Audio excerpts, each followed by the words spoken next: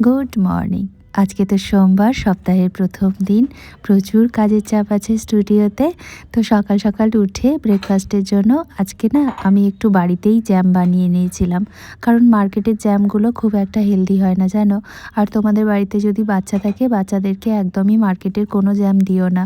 কারণ মার্কেটের জ্যামগুলোর মধ্যে ভরে ভরে প্রিজারভেটিভ থাকে, কেমিক্যাল কালার থাকে, যেগুলো ভীষণ ক্ষতিকর শরীরের জন্য।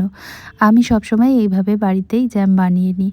তো তার জন্য একটা আপেল, বিট, গাজর আর আমলকি নিয়ে ভালো করে বয়েল করে নিয়েছি। বয়েল করার পরে আমলকির মধ্যে যে দানাটা থাকে সেটা কিন্তু ফেলে দিতে হবে। এই যে দেখো, দানাটা কিন্তু আমি ফেলে দিয়েছি। এবার একটা ব্লেন্ডারের মধ্যে সমস্ত কিছু দিয়ে আর ওই বয়েল করা জলটাও একটু দিয়ে দিয়েছি এটার মধ্যে, দিয়ে ভালো করে মিক্স করে নিচ্ছি। নেওয়ার পর এটাকে ভালো করে আমাকে ছেঁকে নিতে হবে। তোমরা কোনো মাসলিন কাপড় দিয়েও ছেঁকে নিতে পারো।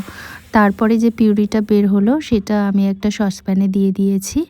এবার এর মধ্যে কিছুটা গুড় দিয়ে দিচ্ছি, জাগরি পাউডার দিচ্ছি। তো দিয়ে ভালো করে মিক্স করছি। তোমরা গুড় না দিয়ে চিনিও ইউজ করতে পারো। এবার এটা খানিকটা ফুটে গেলে তারপর আমি একটু পাতিলেবুর রস অ্যাড করে দেব। দিয়ে ভালো করে এটাকে কুক করে নিতে হবে। এই যে একটু নাড়াচাড়া করেও কুক করে নিও। আর এটা না একদম লো ফ্লেমে কিন্তু কুক করতে হবে। এবার একটা প্লেটে এইরকমভাবে টেস্ট করে দেখবে, নিচের দিকে গড়িয়ে না পড়লে তখন বুঝবে যে তোমার জ্যামটা একদম রেডি হয়ে গেছে। এবার একটা গ্লাস কন্টেনারের মধ্যে আমি এই জ্যামটাকে ভরে রেখে দিই। এখন তো শীতকাল আছে, বাইরেও রাখতে পারো। আর গরমের সময় আমি ফ্রিজে রেখে দিই। মোটামুটি 1 মাস পর্যন্ত চলে যায়, জানো, ভালো থাকে, কিচ্ছু হয় না। তো ব্রেডের সঙ্গে এটা খেতে পারো, বা তোমরা কোনো রুটি বানালে সেটার সঙ্গেও এই জ্যামটা খেতে পারো।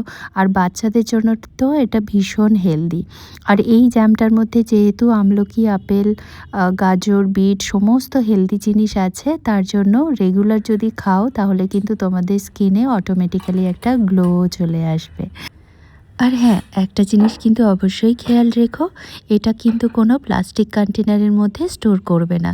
সব সময় গ্লাস কন্টেনারের মধ্যেই স্টোর করবে। তাহলে দেখবে 1 মাসের মতো খুব ভালো থাকে এটা। তো যাই হোক, এবার খেয়ে আমি দৌড় দেবো স্টুডিওতে, কারণ আজকে প্রচুর কাজের চাপ আছে, অনেকগুলো বুকিং আছে। তো আজকে ব্লগটা এইটুকু। তোমরা সবাই খুব ভালো থেকো, সুস্থ থেকো, নিজের যত্ন নিও। টাটা।